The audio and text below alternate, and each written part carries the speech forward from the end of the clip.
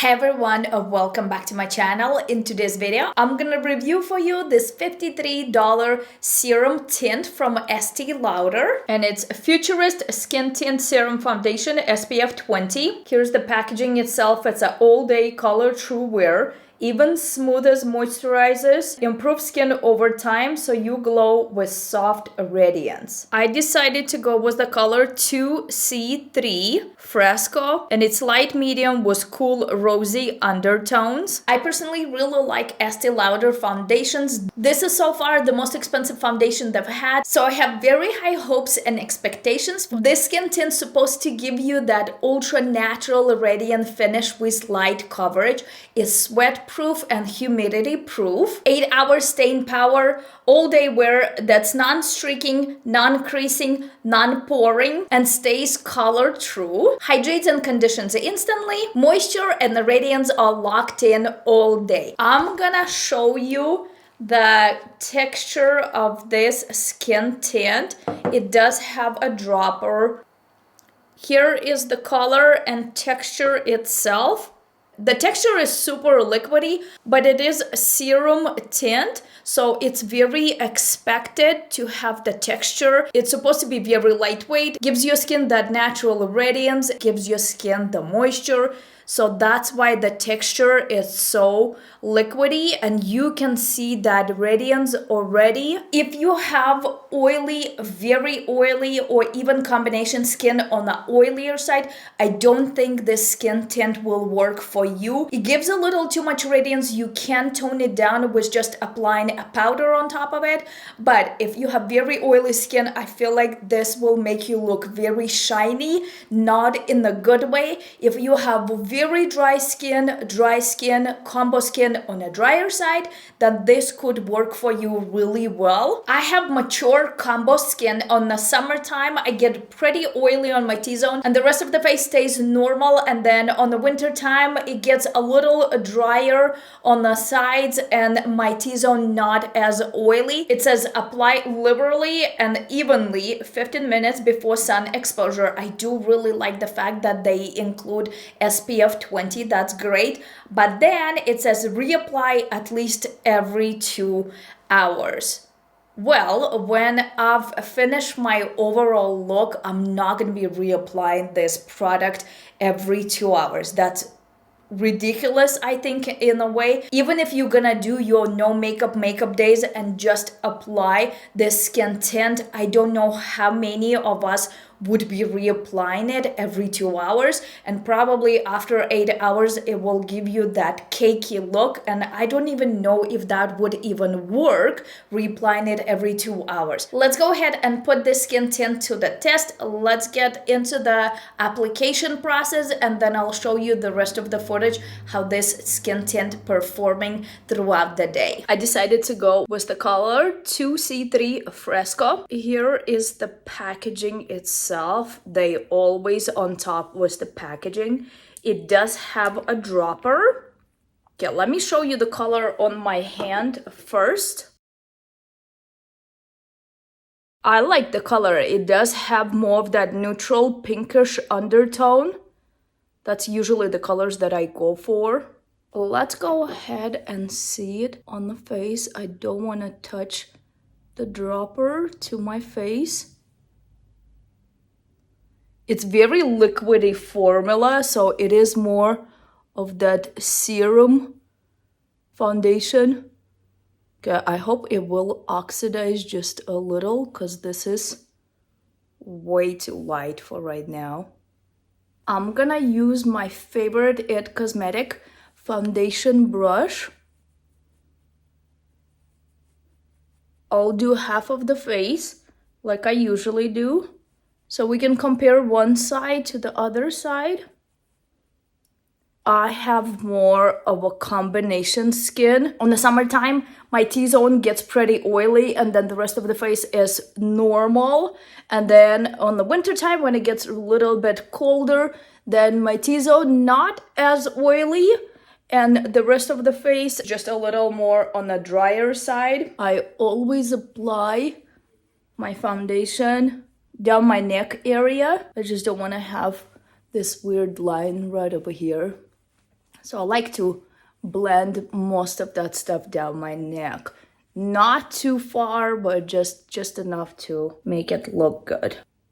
Well, so far it's covering all of the imperfections, all of my freckles. It feels very light on skin. I really like the texture of it. So far, it looks really pretty. It gives that really pretty natural glow.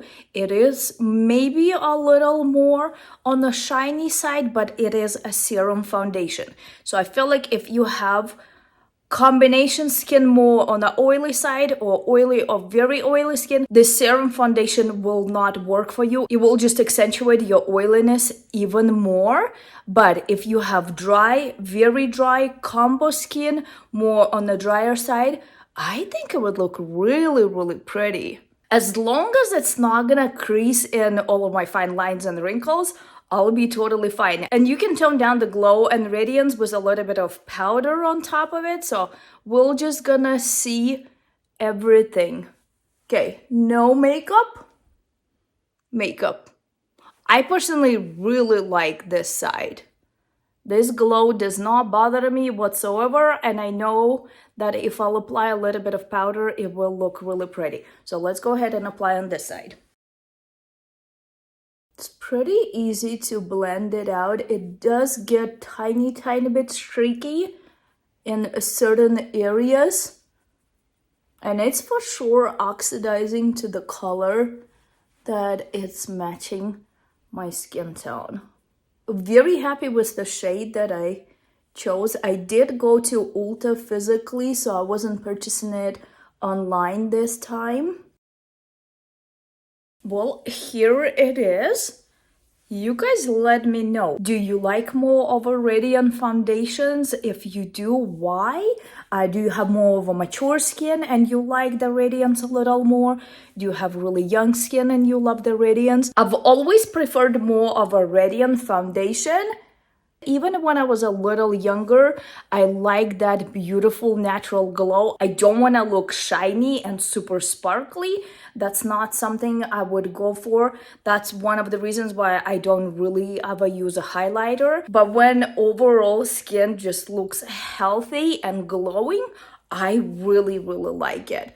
Would I pay $53 for it again? Probably not. I've always been very impressed with Estee Lauder foundations, but $53 is just a little too steep, and I just reviewed for you Revlon Illuminance Skin Tint, and it looks very similar to this, and it was only $13, so $13 compared to $53 is just a very steep price. But so far, I like what I see. Here's the look with the rest of the makeup. The only thing that I started noticing, it's budging right over here around my nose. And I just applied all of the makeup, so I didn't even had a chance to kind of walk around for at least a couple of hours in order to see this. Let me just get a little closer. Sorry, guys. Do you see this? I feel like I shouldn't even applied a powder overall, because then I can see a little bit of that right in here. I'm a little disappointed. It's a $53 serum tint. It's very expensive, and I've never really had any problems with Estee Lauder foundations in the past. They've always worked really, really well. They are very pricey, but like from far, it looks gorgeous. I really, really like it. I hope it's not gonna start creasing too much in my fine lines and wrinkles. If you don't get too close to my face, it looks really good. I'm gonna put this foundation to the test. I will be back in a couple of hours to see how it's performing. Right after I've applied the powder, the shine went away, but then it created some problems in certain areas. So let's just go ahead and see in a couple of hours. It's been 5 hours since I've applied this foundation. I'm gonna get just a little bit closer. You can see that it's starting to get pretty oily. in my T-zone right in here, right over here, tiny bit on the chin, not too bad. It does crease a little bit in my fine lines. The nose area still looks patchy, just like it did from the beginning. It's not getting worse though, so I'm really happy about that. Overall, I think it looks really good. I will be back in a couple more hours to see if it's gonna change at all, if it's gonna budge. They do say that it lasts all day, up to 8 hours. Well, unfortunately, 8 hours is not a full day. If you really need all day full coverage, this is not the foundation for you. It's not really a full coverage to begin with, so it's more on the lighter side. I don't know. I really don't even know if I like it, if I don't like it. It's not bad, but if I'm spending $53 on it, I don't know. I feel like I'm expecting something very spectacular for 53 bucks, and I'm pretty sure I can get the same quality with just a drugstore skin tint. So in my situation, I would not be repurchasing it again.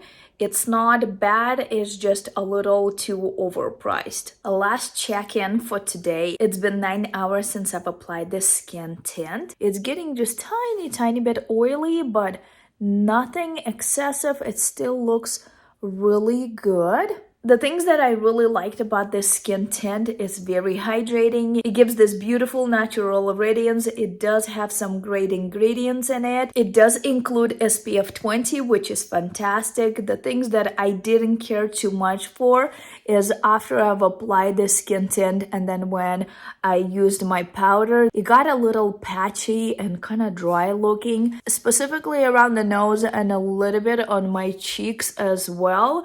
I don't care for the price. Is $53. It is Estee Lauder. Totally get it. They do recommend reapplying this product every 2 hours. I have not done that. I wouldn't be doing it. I've never done it with any skin tints or foundations or CC creams, whatever it is. I usually apply it just once a day. If I have to do some touch-ups, I can totally do that, but I wouldn't be completely reapplying the whole product over and over again. It's not realistic. I don't know what's the point of doing that, just keeping that SPF 20. But if you really want to, just apply waterproof SPF before you apply this skin tint and you should be totally fine. Well, I hope you enjoyed this review. I'll be honest with you, I don't really think I would be purchasing it again. It's very expensive. It's also very comparable to the drugstore skin tints like the Revlon that I've reviewed last week. I would not be repurchasing. It's not a bad product, but for me to spend $53 on a skin tint, and you've seen on the video that it started to kind of budge a little around my nose, and then it creased a little bit around my mouth as well. The creasing doesn't bother me because a lot of skin tints, more of those radiant light foundations will crease in my fine lines and wrinkles. That's very normal, but the budging around the nose and sort of around my cheeks a little bit, I don't really care for that, especially when I'm spending that much money. Overall, it's a good product. If you have very dry skin, I think it would work really well for you. So that's it for this video, guys. If you liked it, make sure to give me a thumbs up. Don't forget to subscribe to my channel for my weekly videos. Thank you so much for watching, and I'll see you next one. Bye-bye.